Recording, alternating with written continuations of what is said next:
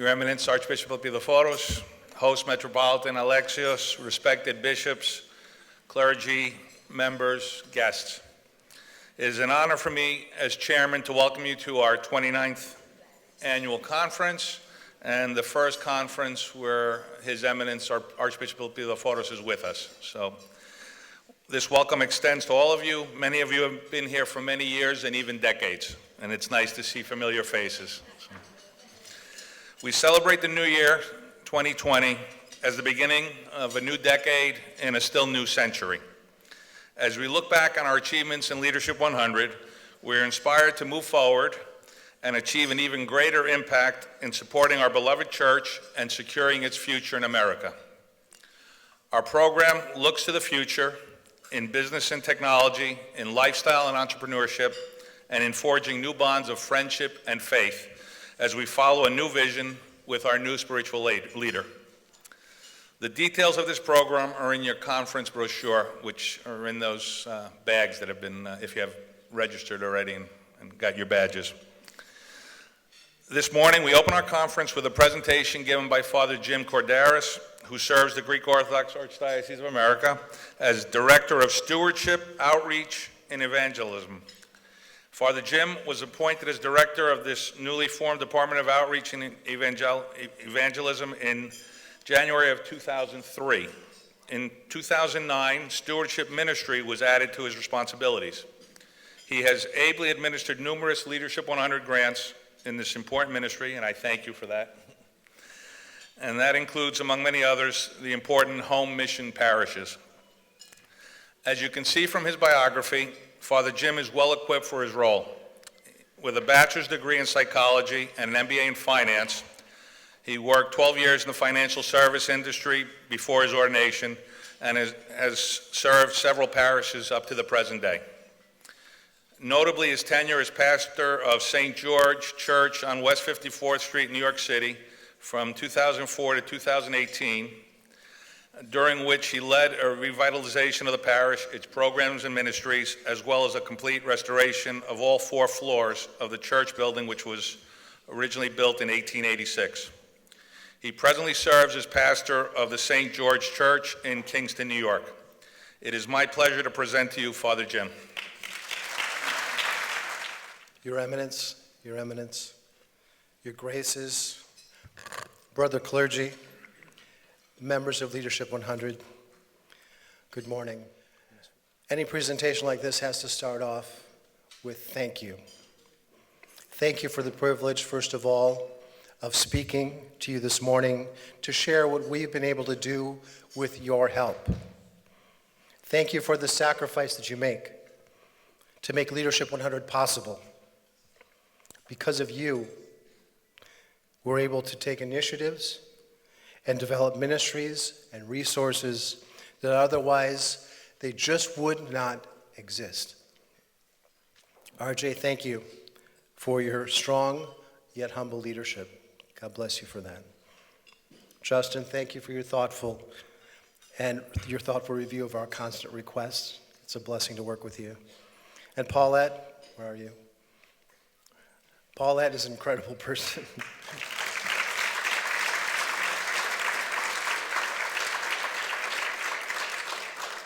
Paulette, you make your work a ministry. You are an ambassador for leadership and an ambassador for the Greek Orthodox Archdiocese of America everywhere you go. And you have such a heart for this ministry. You inspire me. I love to watch you work. Your Eminence, Archbishop Epilephoros, it's a privilege to serve under your leadership. I anticipate great things moving forward. The mission of our department is simple. Before I talk to you about the grants and that the ministries that your grants make possible, I'd like to give you some background on the idea of the department. We began in 2003. So nice to see Lou Nikozisas, because he was my first committee chairman, and he was behind it 100%. God bless you, Lou. From the beginning, we knew that the department exists for the parish, not the parish for the department. Our purpose is to equip and train parish ministry leaders because the parish is where the rubber hits the road. There's no shotgun approach to ministry. Ministry is done person to person, eye to eye, at the parish level. Before I entered the priesthood, I had the privilege to serve as the parish council president of my church in Minneapolis, Minnesota. To us in the Midwest, we were far from Chicago, we were far from New York, and the diocese and the archdiocese seemed like distant realities. The members of my parish council, they didn't understand why we had to send 15% of our budget to New York. They just didn't see why. They didn't understand, they didn't see anything coming back. But now that I serve the archdiocese, I see how it looks from here, but I remember how it looked from there. And that experience informs our work at the department. The resources and training that we provide need to be of value to the local parish. We need to assist the local parish leadership and priest in their ministry. The other reality that informs our work is understanding of the parish's natural tendency of resistance to change. I want to say that again. The other reality that informs our work is the natural resistance to change that exists in parishes. Change is hard, and it makes people uncomfortable. I've had people tell me, I just want my church to survive long enough for me to have my funeral there. We need to change that thought process to say, this church needs to be here for my grandchildren's grandchildren. One more digression. When this department was established, we were given office space up at St. Basil Academy, 60 miles up the Hudson from New York City. My wife and I eventually bought a house on a mountain outside of the town of Cold Spring up there, and we began to plant some trees around the property. In our reading about the work we were doing and what we're trying to accomplish, we learned something interesting that also applies to the 550 parishes of the archdiocese. We learned that although trees appear to be all standing separately, underground, their root systems are intertwined and interacting and sharing with each other all the time. They found that if one tree is missing nourishment or water, another tree gets a single signal through the root system and shares what it has with the neighboring tree. Same species or other species, it happens, but all underground. The 550 parishes of our archdiocese are also connected through an often invisible root system.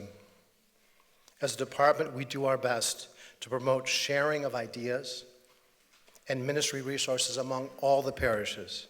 There's no reason that a parish should have to reinvent the wheel if another parish is already doing a similar ministry or sharing or doing something that they could emulate. Those that have more share with those that have less. The recipient parishes get the added benefit of knowing that another parish cares and supports for them and supports their ministries. And a donor parish that gives of their abundance is inspired by the smaller parish or the more needy parish, and they might get ideas for ministry back from a parish that is on the go and trying to grow. So we're always looking for ways to connect our parishes through mutual support.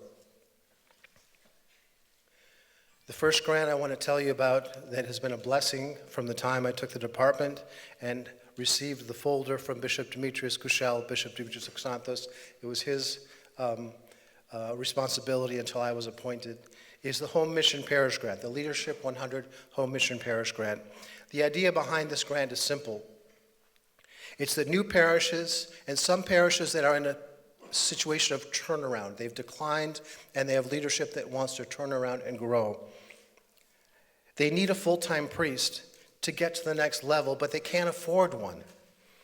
The grant provides a monthly supplement to salary that makes it more financially feasible for a priest to take on a challenge like that. The grant declines, though, over a 5-year period, during which it's expected that the church will then increase its ability and then pay the priest a higher salary. And it will decline over time. Thanks to this grant, and thanks to all of you, there are budding and thriving Greek Orthodox parishes throughout America that would otherwise be struggling or non-existent. We know that 10,000 parishes or more close every year in America. Priests receiving this grant have been able to offer that consistency in leadership that's needed during those first early days of existence or in a turnaround situation. And that increases the likelihood that the parish becomes self-sufficient and thrives. And you can't underestimate the effect on a small parish of receiving this kind of support from Leadership 100 through the Archdiocese. We're not just supporting them financially, but we're telling them that we are with them from the archdiocesan level to support them in their struggle to firmly establish their parish. They are not in this alone. The parish that you see in this slide is a parish started by Father Stanley Hericus on the east coast of Florida almost 20 years ago. It was located on a campground that had been gifted to the metropolis. After a number of unfortunate setbacks, that parish now is in a beautiful home on the main street of the town of Brooksville, Florida. I always make it clear that this grant is not meant to be a parish life support system. We're not just keeping dying parishes alive for a little bit longer. Recipient parishes have expectations. They need to implement change. They need to make progress in the areas of outreach, stewardship, fundraising, and more. I don't expect you to read this whole slide, but there's a parish report that we get from the parishes that are receiving the grant, and they tell us what they're doing. And I was moved by this report from Father Dustin Lyon at St. Elias in Dubuque, Iowa. What you see here are some of the key points that he pointed out to me that they were doing in their parish. And I thought we should put this out for every parish to see. At that point, when he wrote the report, they had 2 inquirers, 9 catechumens, classes for the catechumens. Every visiting family received a mug, a coffee mug, and so they could join the coffee hour and people recognized the visitor. They captured the information from the visitor and they would follow up electronically or by phone call. They had a monthly Giro Day, which was a fundraiser, but it drew people to the church and they gave tours at the same time. He put an article in the paper, the local paper, every month about Orthodoxy. He had a newsletter that he sent out electronically as well as Facebook and Twitter. He's the president of the local soup kitchen. He's the co-chair of the crop walk. And he's on the board of the local interfaith group. Now there's a priest who knows what it takes to integrate his church into the community and welcome the community into his church. Those are the kinds of things we like to see in parishes that we offer the grant. These are 2 success stories that you need to hear about. The first one at the top of the page, at the top of the screen, is Archangel Gabriel Church in Traverse City, Michigan. This church was a summer church. People would vacation in the area, and they would send a priest up to serve the small church. When Father Cyprian Streza took it over and received the grant there, it became a year-round church, and they had a little piece of property and a small building in which they would do liturgy. And until they built a church, they had a community garden that they placed on the property. And from the fruits and vegetables they raised on that community garden, they donated them to the local pantry, the food pantry, to feed the poor. And they became part of their community. That dome finally ended up on top of the church. It was a big event. It's a many-ton, very heavy dome. But it's a beautiful thing to see what a church can do. And that's the church that received your grant for a 5-year period. The lower church is St. Spiridon Church in Loveland, Colorado. That was started from scratch, about 60 miles north of Denver.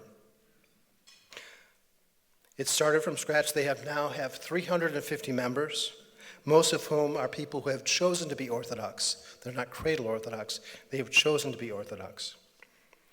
On a recent Palm Sunday, Father Evan performed 21 baptisms.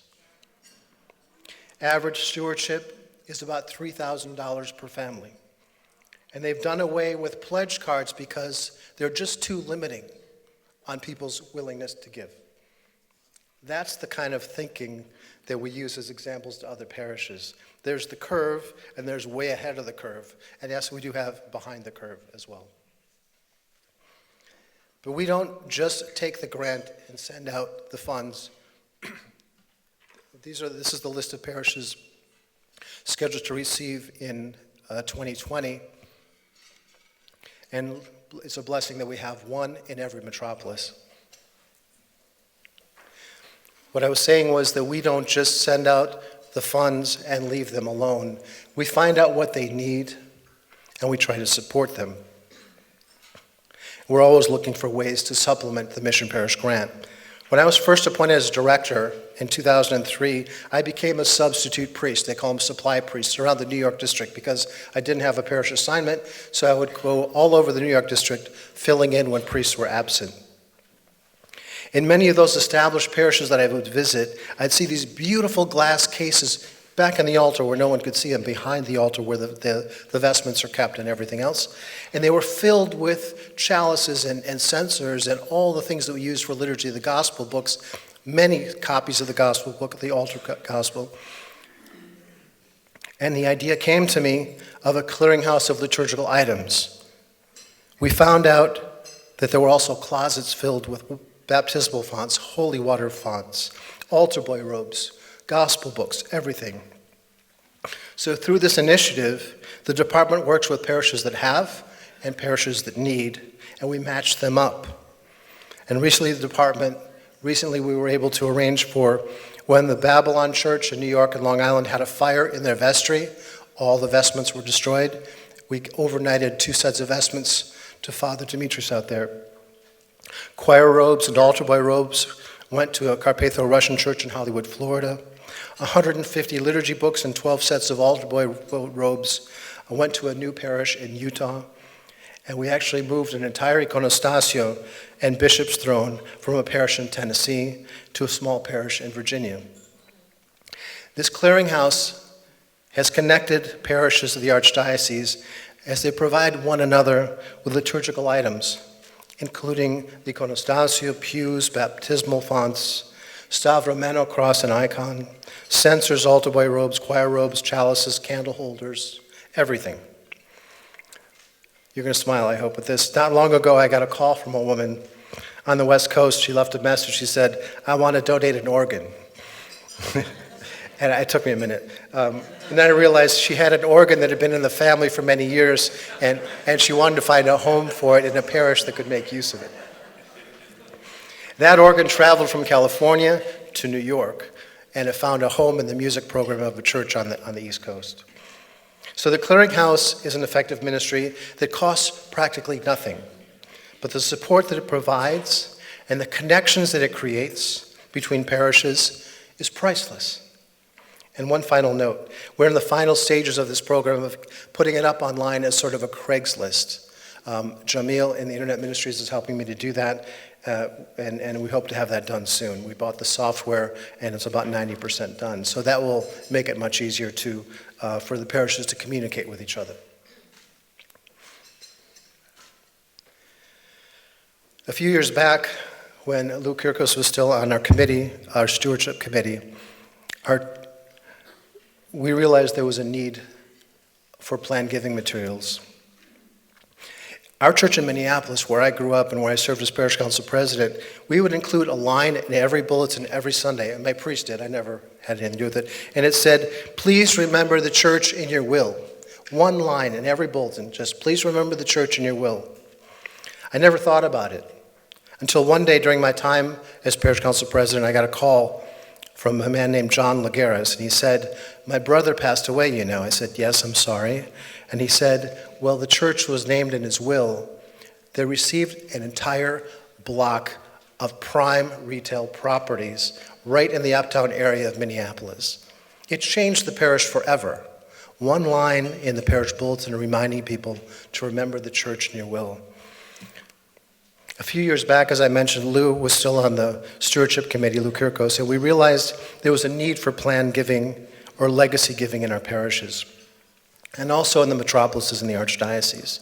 So together we assembled a set of resources to help the parish leadership implement programs and to assist their people in estate planning, encouraging them to remember the church in their plans. I knew from experience that an investment by a parish in a plan like this could have exponential results for the parishes, and providing our members also the needed guidance that they have for end-of-life planning from an Orthodox Christian perspective. So the resources we produced included an Orthodox living will that's legal in most states, right, Lou? We made sure that it was acceptable in most states. An end-of-life planning sheet, so it's sort of what happens when someone dies and what do we need to think about and what do we need to remember. A plan giving folder to present all the options for how we do plan giving and legacy giving. A parish implementation plan, because you know what? A parish needs to know, well, what do I do first? What do I do next? How do I implement it? Otherwise, it sits on a desk and never moves. We had a list of frequently asked questions. We had sample legal documents. Lou worked very hard on that with some attorneys to get them correct. And then a trifold brochure to have, to hand out to inform the parishioners. And now all these materials are available on Orthodox Marketplace and also for free download on the website. And who paid for printing? You. Thank you. It was all paid for by Leadership 100. God bless you for that.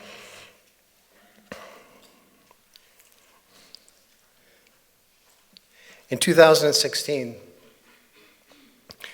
the department worked together with the San Francisco Metropolis Office of Missions and Evangelism to host a conference titled Bringing Orthodoxy to America. It was in Portland, Oregon. The speakers were Father Luke Veronis, Father Theodore Dorrance, Father Evan Armatas, and Father Barnabas Powell. The conference received support from a generous grant from Leadership 100. It was fully booked a month in advance. The event had the official representatives of all the metropolises and the New York district. And the parish that hosted it was St. John the Baptist, just outside of Portland, Oregon, in Beaverton. Since that time, we've continued to see that the greatest impediment to parish health and church growth is that resistance to change that I mentioned earlier. So we planned a second conference with a specific theme of leading through change to a healthier parish. One of the points that we were making at the conference, that the most recent conference, is that we don't go out and chase membership and money. We want to have a healthy parish. Growth and money follow. If you go out and chase the money and growth, you're doing things backwards. So we created another conference that we concluded in February, early part of this month, in Columbus, Ohio. We coordinated this with the department in San Francisco, Tomaida Hudanish, and Denver now has a full-time person in charge of church health, parish health and church growth, Father Theodore Dorrance. And we also work with Father Luke Veronis, who's the director of the Missions Institute at Holy Cross. We had speakers, Evan Armatas, Mr. Steve Tibbs from San Francisco, Father Eris Matrakos, Father Martin Ritzi, and Father Theodore Dorrance again. The goal was to inspire and equip leaders to return to their parishes and their metropolises to implement positive change. Change comes hard. Our leaders need to know how to implement change in a parish. Again, this conference was made possible by a generous grant from all of you, Leadership 100. And you can see people gathered and you say, well, there's going to be a video, right? Or I can read what you did later, or I can get the copy of the PowerPoint later. But the energy in those rooms when people are together talking about ministry and what's working and how we implement change, you can't put a price on that. People getting together, the Holy Spirit really is present, and they get small group breakouts. And they said, we want that again. We want those breakout sessions because they leave inspired. That's really what we need to do, is train leaders to go back to their parishes inspired to make the changes that are needed.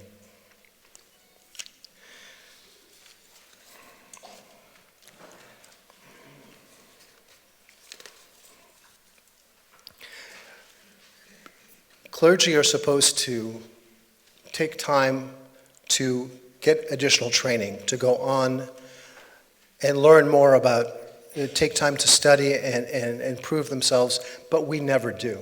We never do for many practical reasons. So we thought, let's bring the training to the parish. Leadership training, not heavy theological training, but leadership training. So we continued our focus on training parish leadership to implement positive change. We started the Parish Leadership Series at Hellenic College and Holy Cross. These are not lectures, but rather a series of one-hour talks on practical aspects of parish leadership.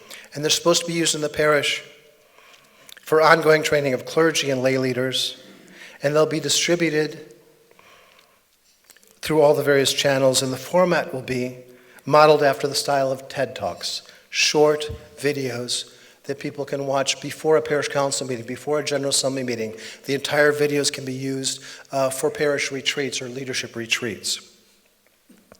That'll make them useful in the parish at a level that they can consume. People's attention spans are short, but they can watch these videos in small segments, but they will be available in full length. By producing on campus, we have the added benefit of introducing concepts of parish leadership to students, most of whom will obviously eventually be serving parishes. So in addition to the talks, which will be recorded in the evenings, as you can see, we have the speakers also in the chapel, in the classrooms where appropriate. The professors make use of them being in the classrooms, and then in the evening they speak for the recording session. And you can see that here. This is Father Evan Armatas and Tomeida Hudanish from San Francisco, and you can see the room at the bottom filled with students and some faculty. On Monday, this coming Monday, I'm proud to say that we have one of your members speaking at the event.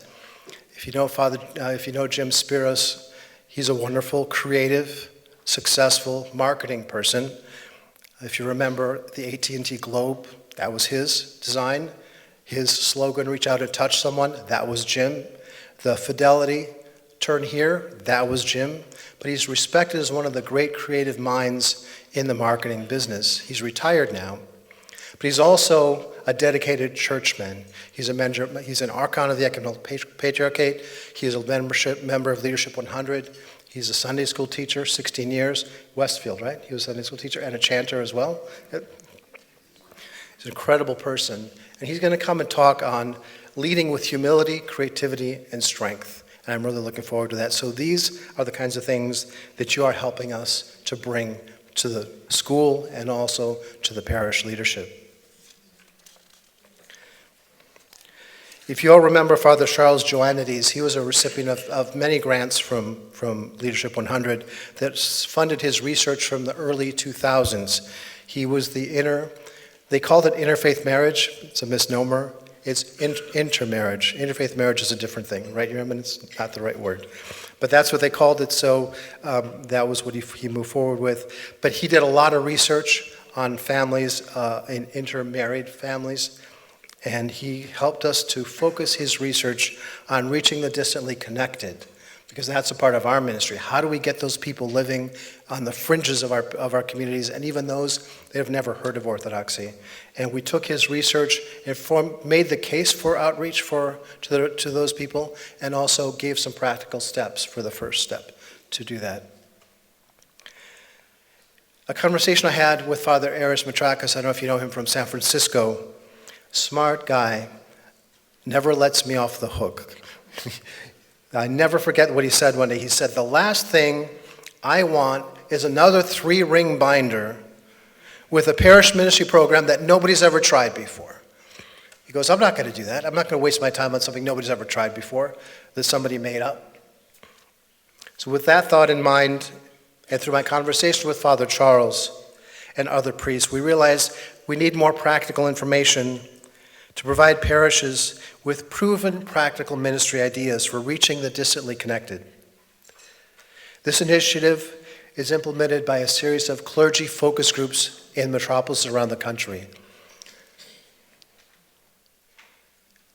You can see in the picture we were in Boston and New Jersey recently, and just 2 weeks ago here in Boca Raton. The one in Boca Raton makes me smile. I'll tell you why. First of all, we had 3 priests in active ministry: Father Spiro Bobotis from Miami, Father John Mamangakis from Fort Pierce, and Father Mark, of course, the priest, Father Mark Leonis, the priest at St. Mark's here in Boca. in Boca up the road. But in addition, we were blessed to have what I call the Hall of Fame of retired priests, all of whom spend all or part of their year around the altar table at St. Mark's. Father Alexander Leondis, Father Peter Chamberas, Father Jim Korderas, Father Dennis Struzis, Father Dean Paleologos. Can you think about more great experienced people standing around a table sharing ideas?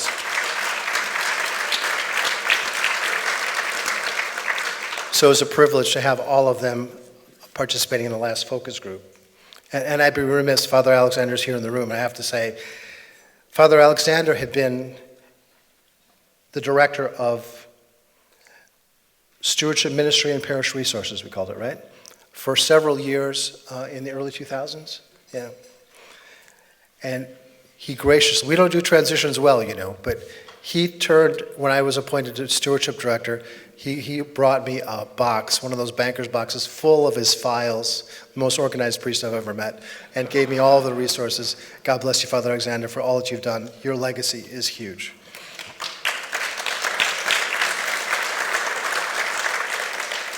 So again, this project is funded by all of you. And it's, again, when you get 6 to 8 to 10 priests in a room sharing ministry ideas, they walk out 2 feet off the ground. Because when we get together and talk positively about what can happen and what we can do, we're all lifted up because we lift each other up with ideas and positive energy. And it was really good to see. In New Jersey, we had a great meeting, and it was just a wonderful feeling. Everybody walked out and said, we should do this more often. So we're offering, there are side benefits to all of these projects that really can't be quantified, but are really heartfelt, really, really lift people up. So these are the programs that you made possible. I know that when younger members consider joining Leadership 100, the commitment is a little bit daunting. But what might at first seem like an opportunity to network and make contacts is in reality an opportunity to connect in a more meaningful way to your faith and to your church. I always say people don't want a friendly church. They want friends at church. And that's what Leadership 100 is for its members. You are all friends. You have a common faith that you share and common interest in your church. And what I really like to see, and I'm really impressed with, is that your children are friends. And they have strong connections of their own to their faith and their church. You, all of you, are the reason that ministries thrive. You funded all these programs. They wouldn't exist otherwise. Your partnership with Archdiocesan Ministries ensures that we'll be able to continue to inform, equip, and inspire our parishes. God bless you all. Thank you.